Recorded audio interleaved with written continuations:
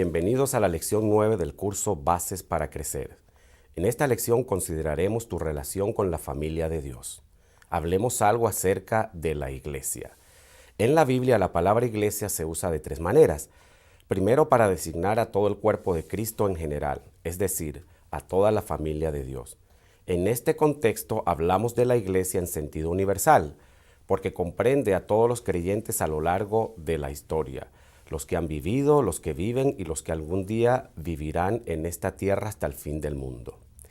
Estamos hablando de gente de toda lengua, raza y nación, ya que Dios no hace acepción de personas.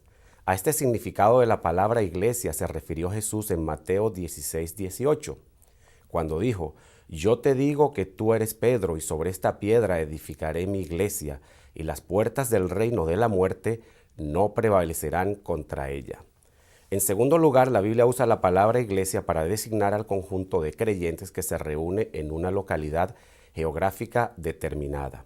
Por ejemplo, la iglesia de Dios que está en Corinto, 1 Corintios 1:2, o las iglesias de Galacia, Gálatas 1:2. En tercer lugar, la Biblia usa la palabra iglesia para referirse a la expresión más simple del cuerpo de Cristo. Dos o tres personas que se reúnen en su nombre. Jesús habló de esta expresión de la iglesia en Mateo 18, 19 y 20. Si dos de ustedes en la tierra se ponen de acuerdo sobre cualquier cosa que pidan, les será concedido por mi Padre que está en el cielo, porque donde dos o tres se reúnen en mi nombre, ahí estoy yo en medio de ellos.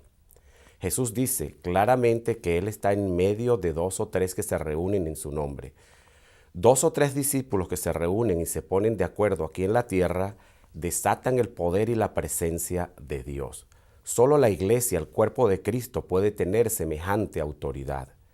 Dos o tres creyentes reunidos en el nombre de Jesús son iglesia. 1,000, 10,000 o más creyentes reunidos no son más iglesia. Solo son una iglesia más numerosa. Estos son los tres usos bíblicos de la palabra iglesia. Es importante conocer los usos no bíblicos de la palabra iglesia. Por ejemplo, la palabra iglesia significa asamblea y da la idea de una pluralidad de creyentes que se reúnen habitualmente. Aquí viene el problema, ya que muchos confunden templo con iglesia. El templo es el edificio en donde la iglesia eventualmente se reúne, pero que no es necesario para que la iglesia exista. De hecho, muchas iglesias se reúnen en hogares, locales comerciales, lugares de trabajo, parques, etc.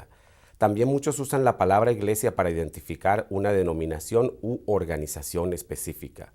Es así como algunos dicen: yo pertenezco a la iglesia bautista, soy de la iglesia luterana o voy a la iglesia católica. Debemos recordar que por mucho que se haya popularizado, este no es un uso bíblico de la palabra iglesia. Por último, recordemos que el término iglesia también significa los llamados de afuera. Esta es una buena ilustración del concepto bíblico de iglesia. Todos los que han sido rescatados del mundo y de las tinieblas por medio de la sangre preciosa de Jesús. Entender el concepto bíblico de iglesia es esencial por dos razones.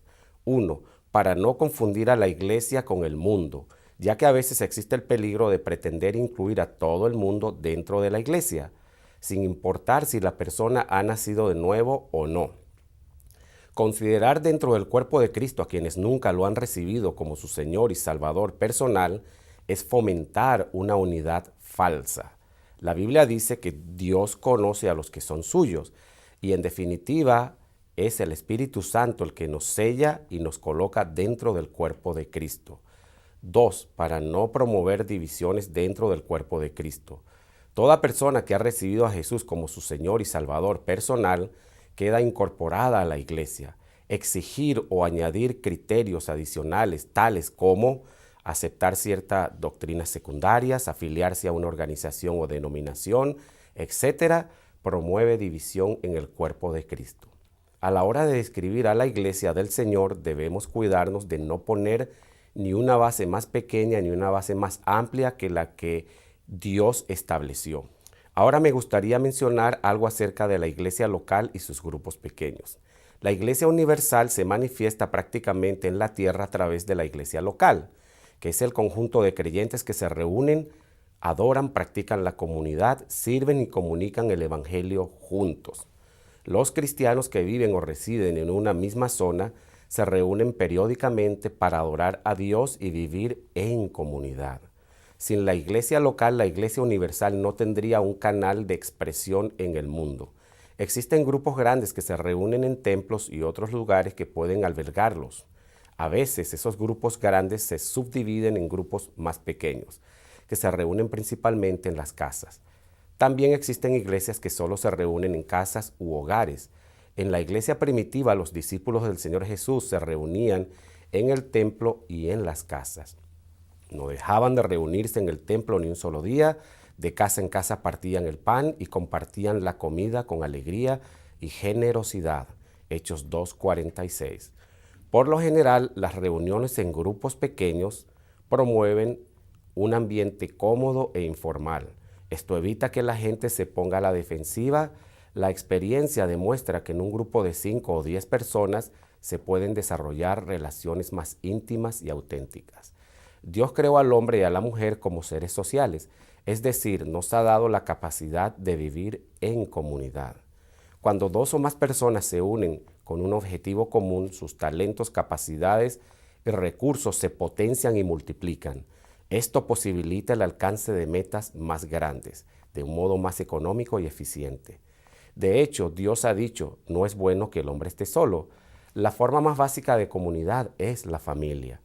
Aunque el hombre ha creado otras clases de comunidades, clubes, asociaciones, partidos políticos, sociedades comerciales, etcétera, la verdad es que Dios no nos creó para que vayamos solos por la vida. La Biblia dice en Eclesiastés 4, 9 y 10, más valen 2 que 1 porque obtienen más fruto de su esfuerzo.